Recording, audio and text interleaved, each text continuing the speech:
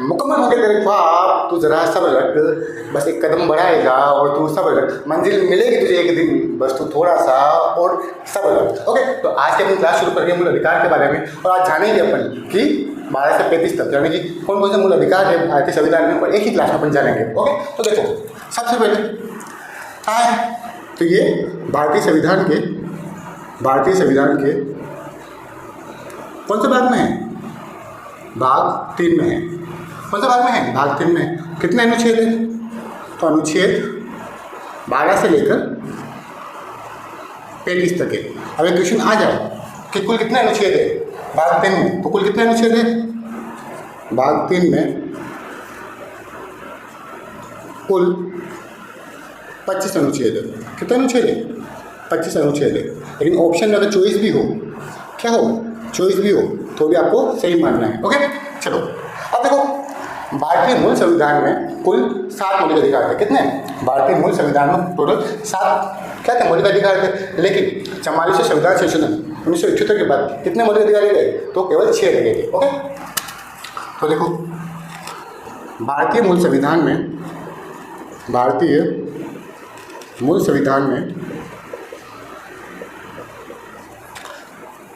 कुल 7 मौलिक अधिकार थे। 7 मौलिक अधिकार थे। ओके, लेकिन वर्तमान में कितने हैं? वर्तमान में 6 मौलिक अधिकार। कितने? 6 मौलिक अधिकार है। अब क्यों? तो देखो इस क्यों का भी आंसर देता हूँ मैं। क्योंकि 44वें संविधान संशोधन 1978 के द्वारा संपत्ति के अधिकार यानी कि आर्टिकल 19(1)(31) को समाप्त कर दिया गया और इन्हें कहाँ लेके गया? और इन्हें इसके बाद क्या है? संपत्ति के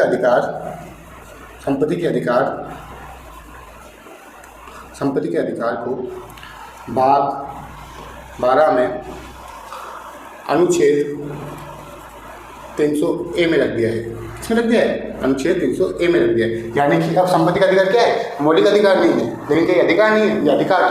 लेकिन कौन सा अधिकार है? केवल संवैधानिक अधिकार है। ओके, समझे? अब बात करते हैं अपन इन 6 मौलिक अधिकारों की। लिख लिया होगा आपने? आगे चले, चलो।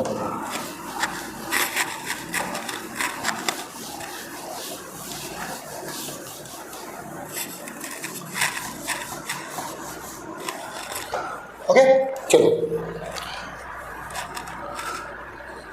भारतीय संविधान में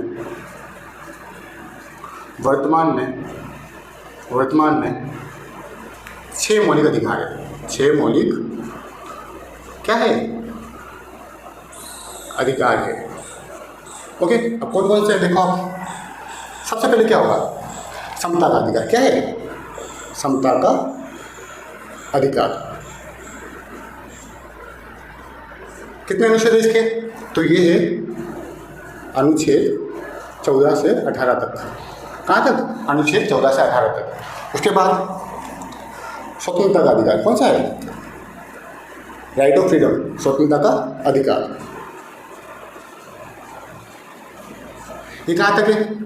तो ये है अनुच्छेद 19 से लेकर 22 तक। ओके, फिर क्या है? जल्दी बताओ। समता का अधिकार हो गया, स्वतंत्रता, और फिर क्या है? 23 में शोषण के विरुद्ध अधिकार। क्या है? शोषण के विरुद्ध अधिकार।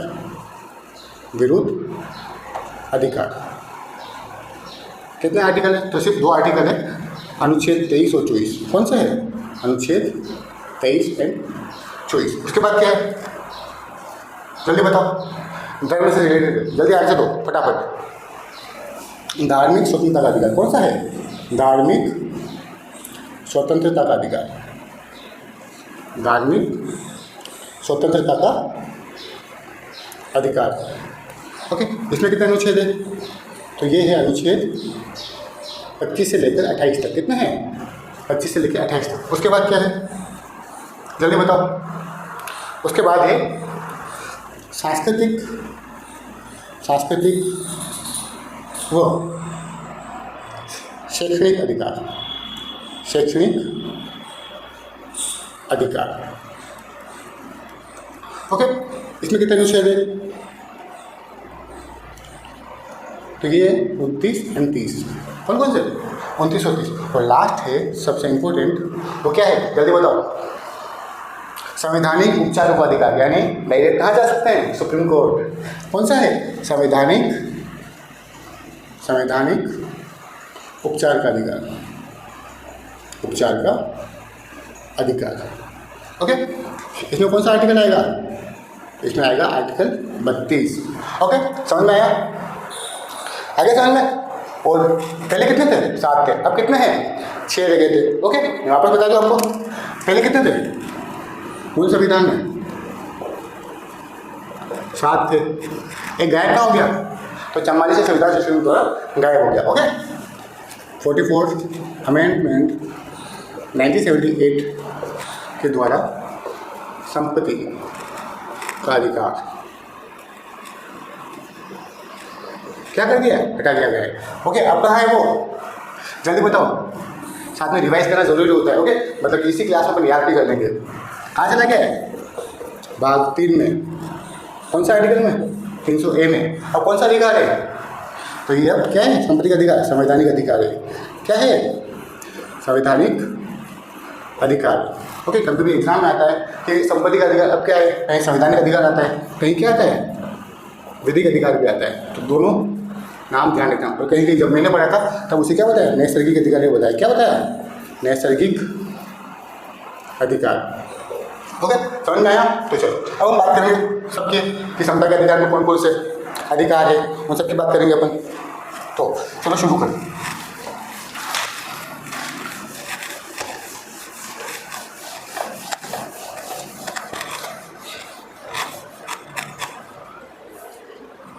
ओके, पहला कौन सा है? पहला है समता का अधिकार। कौन सा है? समता का अधिकार। अब इसमें कौन कौन से अनुच्छेद आते हैं उनकी बात करें। आपको पता है, मैंने अभी बताया था। सबसे पहले आएगा आर्टिकल 14। ओके, आर्टिकल 14 क्या कहता है? जल्दी बताओ। आर्टिकल 14 कहता है विधि के समक्ष समता। और एक और बात कहता है विधि का समान संरक्षण। विधि का समान संरक्षण। आगे हम बात करेंगे, जब अपन अगली क्लास लेंगे तब बात करेंगे कि हाँ विधि का समक्ष समता कहाँ से लिया गया है। तो विधि के समान संरक्षण का क्या बात है, कहाँ से लिया गया है? वैसे ये कहाँ से लिया गया है? तो ब्रिटेन से लिया गया। ये कहाँ से लिया गया है? तो USA से लिया गया। लेकिन अभी तक बहुत कुछ बाकी है, क्योंकि एक आर्टिकल 14 पूरी क्लास ले सकता है। ओके, फिर हम बात करेंगे आर्टिकल 15 की। किसकी? आर्टिकल 15। आर्टिकल 15 क्या कहता है? जल्दी बताओ। आर्टिकल 15 कहता है केवल, क्या बात करता है? केवल धर्म, लिंग, केवल धर्म, मूलवंश, पहले क्या आएगा? मूलवंश, लिंग, धर्म,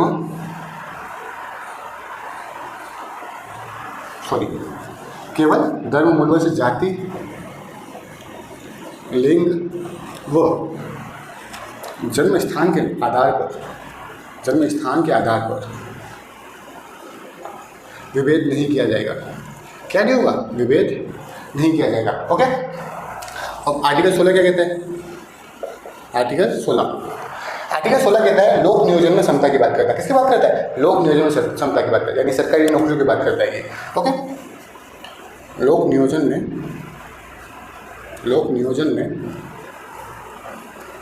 समता का अधिकार। ओके, समानता नहीं है, समता लिखा है, ध्यान रखना।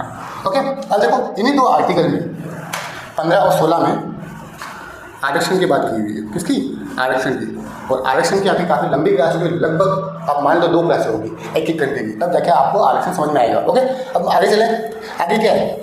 आगे है आर्टिकल 17। ये बहुत सारे एग्जाम में क्वेश्चन आया हुआ है कि आर्टिकल 17 क्या कहता है? अस्पष्टता का अंत, अस्पष्टता का अंत या फिर निषेध। ओके, वही आर्टिकल 18 क्या कहता है? आर्टिकल 18 उपाधियों के अंत की बात करता है। किसकी?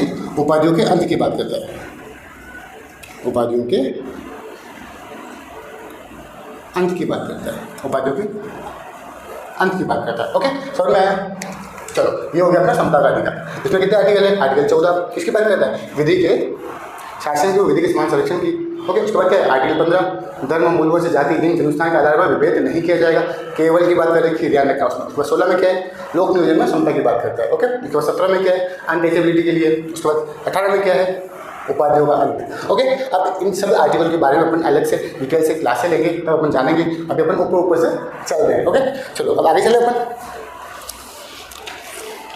देखो आगे क्या है? आर्टिकल 19 की बात करेंगे, मतलब कि स्वतंत्रता के अधिकार की बात करेंगे। किसकी? स्वतंत्रता के अधिकार की बात करेंगे।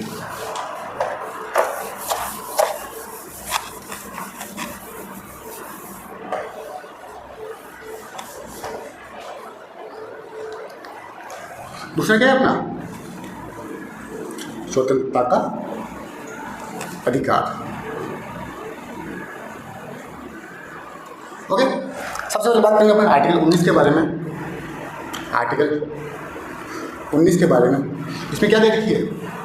स्वतंत्रता दे रखी है, स्वतंत्रता। ओके, कितनी स्वतंत्रता दे रखी है? तो टोटल 6 दे रखी है। कितनी? 6। ओके, कौन कौन सी? तो देखिए, एक तो वाक यानी बोलने और अभिव्यक्त करने की, वाक प्लस अभिव्यक्ति की, अभिव्यक्ति की। उसके बाद क्या है? संघ या सम्मेलन बनाने की। किसकी? शांतिपूर्ण प्लस निरायुद्ध सम्मेलन की बात करता है ये। ओके, उसके बाद क्या है? देखो, बोल लिया आपने, सम्मेलन बना लिया, उसके बाद क्या करोगे आप? संघ बनाने की शक्ति है, संघ बनाने की शक्ति। उसके बाद क्या है बताओ? देखो, वाक कर लिया, उसके बाद ये सम्मेलन कर दिया, संघ बना लिया, उसके बाद क्या करोगे आप? ठीक है ना? उसके बाद राज्य के आहार इधर उधर जाओगे ना, राज्य के भीतर संचरण यानी चलने का अधिकार है, कहीं भी आने जाने का अधिकार, संचरण का अधिकार। ओके, संचरण कर लिया, घूम लिए, फिर लिए, फिर क्या करोगे आप? रहोगे ना वहाँ पे, यानी निवास और बसने का अधिकार है। राज्य के किसी भी क्षेत्र में रहने व बसने का अधिकार, बसने का अधिकार। ओके, उसके बाद कितना हुआ? 1 2 3 4 5 बचा लास्ट छठा क्या है? व्यापार, व्यवसाय करने का अधिकार। ओके, वृत्ति या फिर पैसा भी व्यापार करने का अधिकार, करने का अधिकार। ओके, अब देखो ये 6 स्वतंत्रता दे रखी है किसमें? आर्टिकल 19। आर्टिकल 19 में कौन में? आर्टिकल 19 क्लोज 1 में।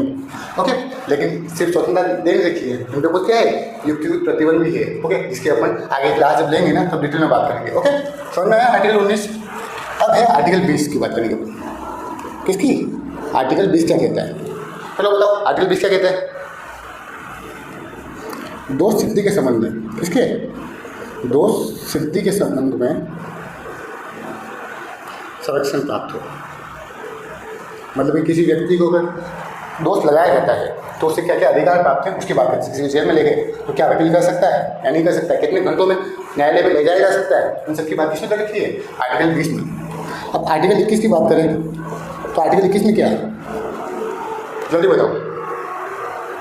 आर्टिकल 21 में है प्राण एवं दैहिक स्वतंत्रता की बात कर रखी है। किसमें? प्राण एवं दैहिक स्वतंत्रता की बात कर रखी है। ये काफ़ी विस्तृत है और काफ़ी ज़्यादा बड़ा है, ठीक है ना? इसके लिए तो पूरी एक क्लास चाहिए। ओके, तो अपन आगे और डिटेल में बात करेंगे। अब देखो, अभी क्वेश्चन आ जाए कहेंगे विदेश जाने का अधिकार किसमें है? तो क्या इसमें है? क्योंकि राज्य के किसी भी क्षेत्र में रहने या बसने का अधिकार है या विदेश संरक्षण का अधिकार है। तो क्या ये आर्टिकल 19 में आता है? नहीं। विदेश जाने का अधिकार किस में आता है?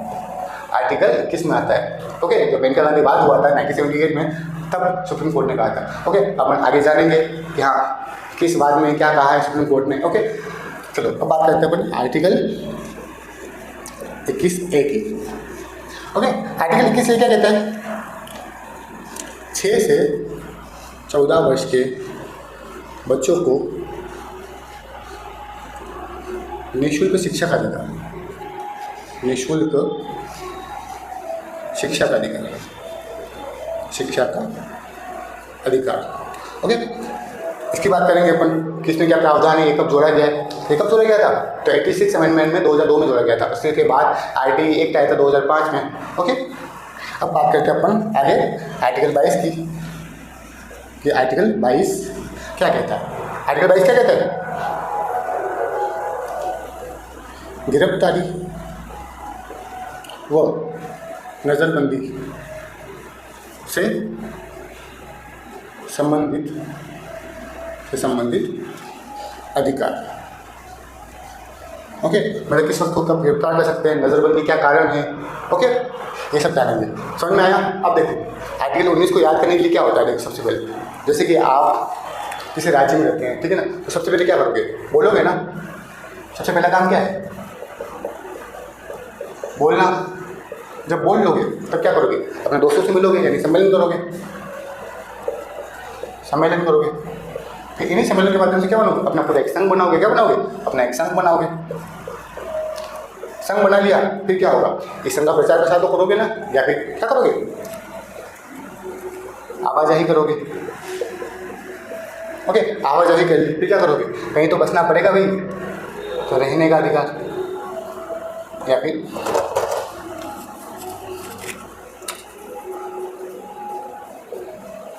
बसने का अधिकार, ठीक है ना। उसके बाद क्या है? जब बस गए तो क्या करोगे? व्यापार करोगे, पैसा करोगे, नौकरी तो करोगे ना।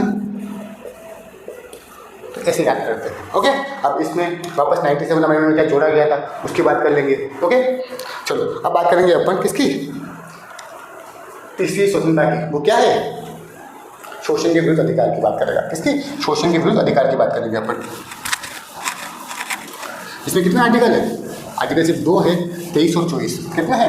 23 और 24 इसमें आएंगे तो शोषण के विरुद्ध अधिकार में। ओके, तो चलो अब हम बात करेंगे तीसरे अधिकार की, जो है शोषण के विरुद्ध अधिकार। शोषण के विरुद्ध अधिकार। ओके, अब ये शोषण के विरुद्ध अधिकार में 2 आर्टिकल आते हैं। एक तो है आर्टिकल 23 जो बात करता है बलाश्रम प्लस बेगार पर प्रतिबंध लगाता है। बेगार पर प्रतिबंध लगाता है। ओके, फिर जानेंगे अपन बलाश्रम क्या होता है, बेगार क्या होता है। ओके, यानी फोर्स लेबर, किसी से जबरदस्ती काम कराना। और आर्टिकल 24 क्या कहता है? छोटे बच्चों को काम से रोकना। ओके, यानी क्या है? जल्दी बताओ। छोटे बच्चों से काम से रोकना मैं बता दिया, जल्दी बताओ पूरा क्या होगा? अरे यार तुम भी ना। बाल श्रम पर प्रतिबंध। फिर आप सोचोगे अगर बाल श्रम पर प्रतिबंध है तो अपन जब भी कभी चाय पीने जाते हैं टपरी पे तो देखते हैं कि छोटू होता है। छोटू होता है ना, वो फिर जो 14 साल से कम एज का होता है, फिर वो काम कर रहा होता है ना, तो क्या वो बाल श्रम नहीं है? उसके बारे में चर्चा करेंगे कैसे इस बात का लोग फायदा उठा रहे हैं। ठीक है, चलो अब हम बात करेंगे आगे अपने अधिकार की, जो कौन सा है? धार्मिक स्वतंत्रता की बात करेगा। किसकी? धार्मिक स्वतंत्रता की बात करेगा।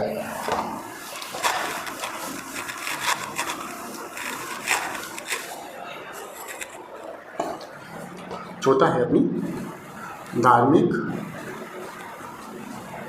स्वतंत्रता। देखो धार्मिक स्वतंत्रता कौन सा है आर्टिकल? तो आर्टिकल कितना है? आर्टिकल आएगा सबसे पहले 25। तो इसमें क्या है? अंतःकरण एवं धर्म को निर्बाध रूप से मानने की स्वतंत्रता। स्वतंत्रता। ओके, धर्म को मान लिया, किसी भी धर्म को, उसके बाद क्या करेंगे अपन? आर्टिकल 26 में जल्दी बताओ। धार्मिक कार्यों का प्रबंधन की बात करता है ये। धार्मिक कार्यों के प्रबंधन से संबंधित है। ओके, धर्म अपना लिया, फिर धर्म का प्रबंधन कर लिया, उसके बाद क्या करेंगे अपन? बताओ। धार्मिक अभिव्यक्ति हेतु क्या है? मतलब कि अपने धर्म को बढ़ाने हेतु राज्य उस पर कर नहीं लगाएगा। ओके, मतलब ठीक है। धार्मिक अभिव्यक्ति हेतु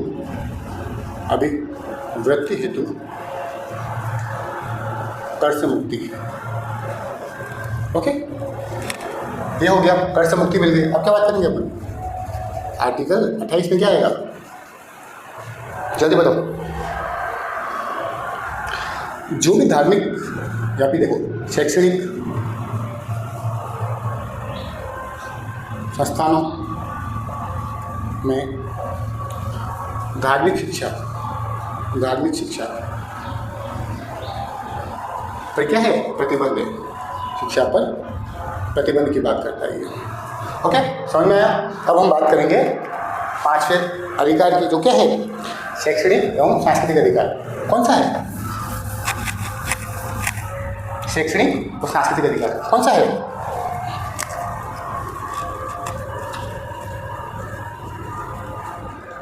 शैक्षणिक व सांस्कृतिक अधिकार। ओके, इसमें कितने आर्टिकल है? जल्दी बताओ। इसमें आर्टिकल है 2, मैंने बताए थे। कौन कौन से हैं? एक तो है आर्टिकल 29। कौन सा है? आर्टिकल 29। ये क्या कहता है? अल्पसंख्यकों को भाषा, लिपि व संस्कृति को संरक्षित करने का अधिकार।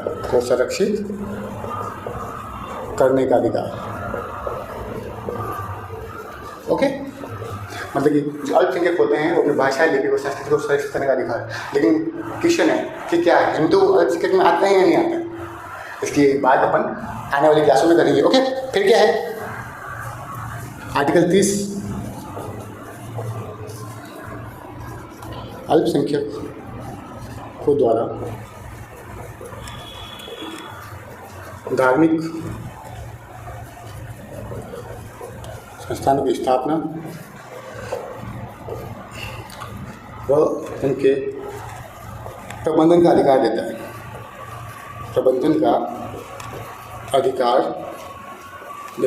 ओके, समझ में आया? ये तो होगा अपना आर्टिकल 30। अब बचाइए अपना लास्ट आर्टिकल है, जो कौन सा है? जल्दी बताओ। हाँ, जल्दी बताओ आर्टिकल 32 के बारे में। अभी तो बताया था मैंने। कौन सा है? संवैधानिक उपचारों का अधिकार। कौन सा है? संवैधानिक उपचारों का अधिकार।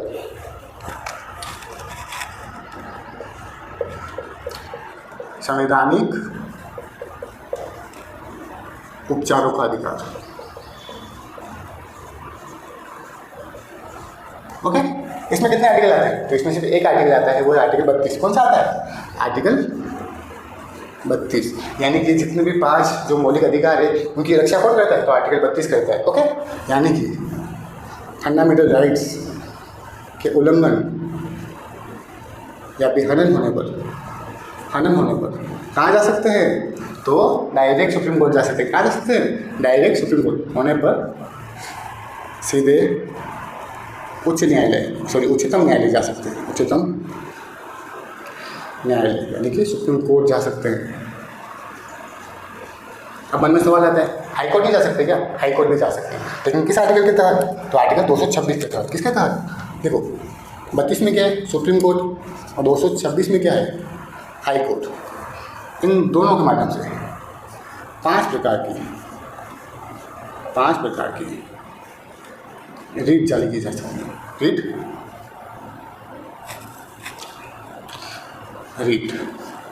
जारी की जाती है।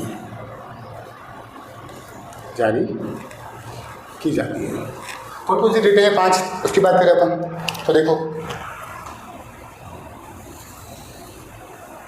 सबसे पहले क्या है? बंदी प्रत्यक्षीकरण। कौन सी है? बंदी प्रत्यक्षीकरण, यानी क्या है? Habeas corpus. कभी एग्जाम में क्वेश्चन आ जाता है इंग्लिश में। ओके, उसके बाद क्या है? हेबियस कार्पस हो गई है। उसके बाद कौन सी है? परमादेश रीट। कौन सी है? परमादेश, यानी कि मेमोरेंडम। ओके, बंदी प्रत्यक्षीकरण हो गया, परमादेश। उसके बाद क्या? प्रतिषेध। कौन सी है? प्रतिषेध, यानी कि प्रोहिबिशन। प्रोहिबिशन। ओके, उसके बाद क्या है? बंदी प्रतिषेध हो गया, परमादेश का जब प्रतिषेध, उसके बाद क्या है? उत्प्रेषण। कौन सी है? उत्प्रेषण। उत्प्रेषण। ओके, उत्प्रेषण के बाद कौन सी है? तो अधिकार प्रेक्षा। कौन सी है? अधिकार प्रेक्षा, यानी कि वारंटो। ओके, तो ये ध्यान रखना। अब आप सोचिए कि भाई ने तो उत्प्रेषण लिखा ही नहीं है, तो सब मैं ही करूँ क्या? खुद भी तो कमेंट कराओ। ओके, खुद भी रिसर्च करो। इसी के साथ अपनी ये क्लास समाप्त होती है। आई होप आपको ये वीडियो पसंद आई होगी, आपके ज्ञान में थोड़ी वृद्धि हुई होगी। ओके, इसी के साथ अपनी क्लास समाप्त करते हैं। कुछ लाइन आपके लिए। हाँ मानता हूँ कि तू थक गया है, हाँ मानता हूँ कि तू थक गया है दिन रात पढ़ते पढ़ते, लेकिन क्या पता कल का दिन तेरा हो, तो इसलिए रुक मत, बस चलता जा, क्योंकि कल क्या होगा किसी को नहीं पता। ओके, तो इसीलिए पढ़ते रहिए, आगे बढ़ते रहिए। धन्यवाद।